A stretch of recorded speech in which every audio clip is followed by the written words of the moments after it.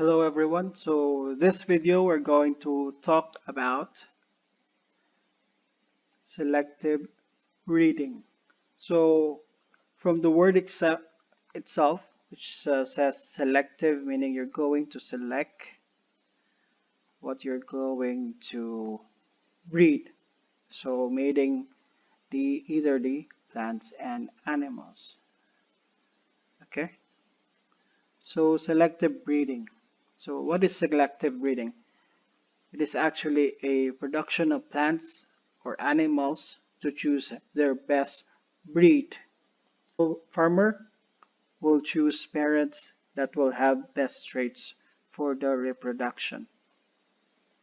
So example, if you want to have a cattle that produces lots of milk, okay, you need to select the cattle that can produce lots of milk. Then you breed these cattle to produce offspring with the same traits. Okay.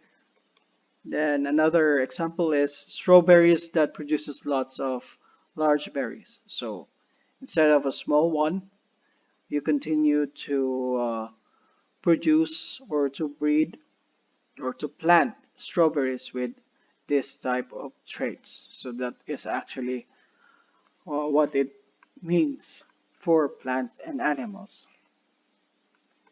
So there are five main steps in selective breeding an organism. Okay, organism it's either plant or animals. So first, decide which characteristics of species is most important.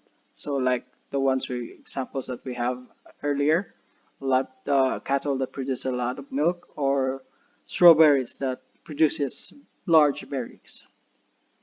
The next is select parents that show high levels of these characteristics. Okay, so you choose the cattle that produces a lot of milk and another one for plant or for the strawberries, you choose the berries that produces large berries.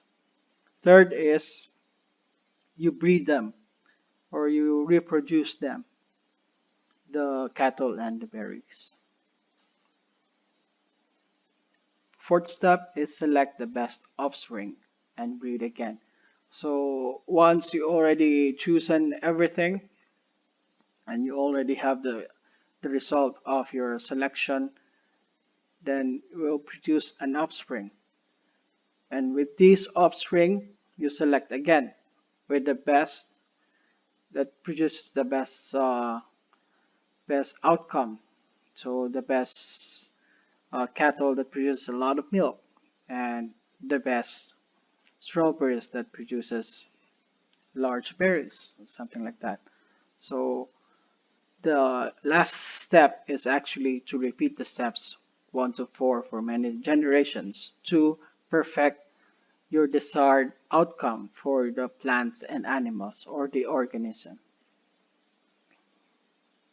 So the disadvantage of the selective breeding is you're choosing which version of genes are passed on.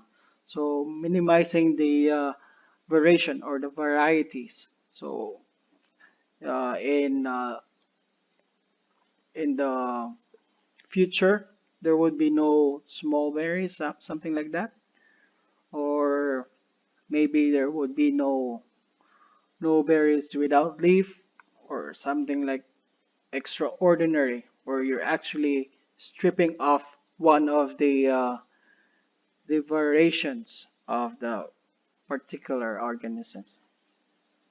The second disadvantage is there are actually some useful genes which may be needed in the future.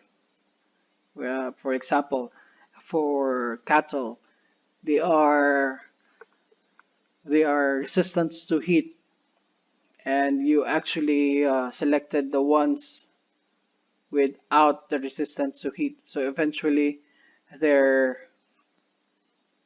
their existence will be gone on the next generation. So for example, for that, if a new disease occurs on an organism, may not have the gene for resistance of the disease resulting to an extinction.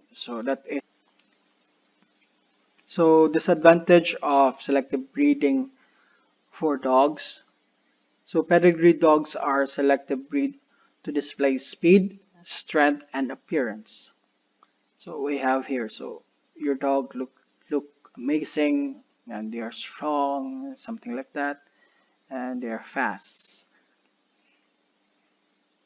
But most of them or some of them suffers from health problems. So it it will decrease the lifespan for these dogs. So these are the disadvantage of that.